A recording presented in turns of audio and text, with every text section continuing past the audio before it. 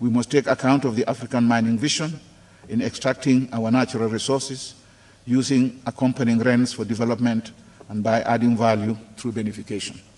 The natural resources sector is closely intertwined with the economic, social, and environmental pillars of sustainable development and to climate change, which means that we must pay close attention to the outcome of the forthcoming Rio +20 conference, just as we have to on the negotiations on climate change, which poses a big constraint to our development efforts. Our African Development Fund later this year will deliberate on governing and harnessing natural resources for Africa's development. There is no one here that needs to be reminded that Africa has a huge resource in its young people. We must accordingly work to galvanize the dynamics of our youth by inspiring them and providing them with opportunities to contribute to the development and transformation of our continent, while you, our leaders, must act as role models for them. Similarly, Africa's women typify the potential of this continent, and we need to tap into their energies and resourcefulness to keep the growth momentum going. Social inclusion of these two valuable parts of our society, as well as other vulnerable groups, is also essential for progress and stability. Let me also state that in the context of harnessing resources, that we need to continue our effort to mobilize domestic resources, especially by widening the tax base and exploring innovative sources of financing. Closely linked to this is the issue of illicit outflows from the continent, which you requested us to look into last year. I am pleased to report that the high-level panel established for this purpose has already started work under the very capable leadership of former President Thabo Mbeki of South Africa. Our people in diaspora are a significant part of the resources available for the development of this continent.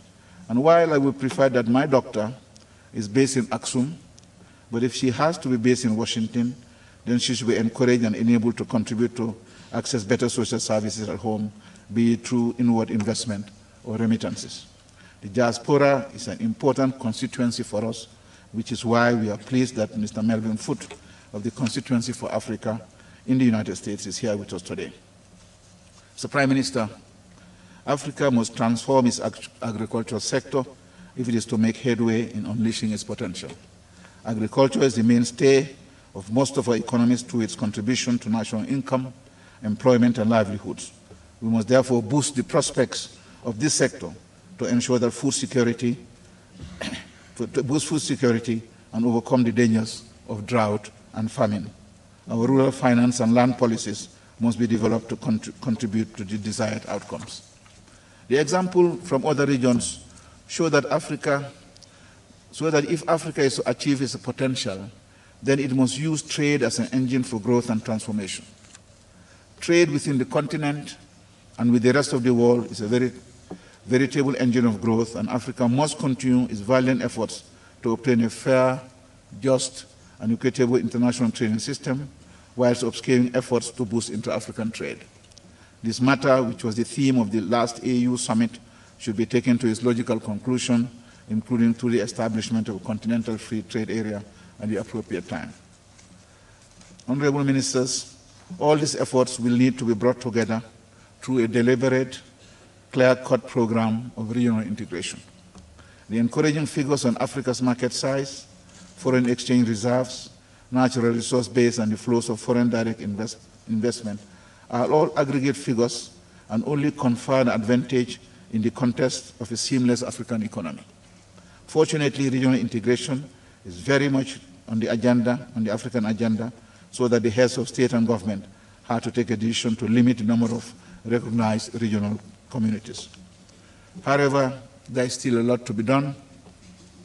Of particular concern is that we must lend support to our institutions of integration, especially the African Union and its Commission, so that they are well-resourced and supported from within the continent. A best practice of such auto-financing may be drawn from ECOWAS. This is essential if we are to successfully drive the process of integration, which will no doubt benefit from a big push of transformational programs and projects. In this regard, I was to single out the Program for Infrastructural Development in Africa, PIDA, for mention. In this context, let me mention that if we make the Inga Dam project happen, it will light our continent and contribute to its transformation. Let me state in conclusion that over the years, faith in Africa, my faith in Africa, has increased considerably.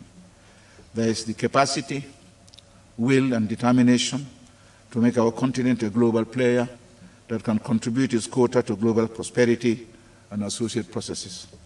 For this to happen, we will continue to lead the energies and vision of African people, and particularly from our leaders, including the Prime Minister here, and of all our eminent personalities here present. This meeting, to my mind, is certainly part of such a collective effort. Thank you for your kind attention. Nous voudrions remercier le secrétaire général adjoint des Nations Unies et secrétaire exécutif de la CEA, M. Abdoulaye Janneh, pour ce discours très informatif qui stimule la réflexion en posant un certain nombre de questions auxquelles nous allons devoir répondre au cours de nos délibérations. Nous avons à présent le plaisir et l'honneur d'inviter le président de la Commission de l'Union africaine, Dr Jamping, à livrer son allocution devant cette auguste assemblée. Merci.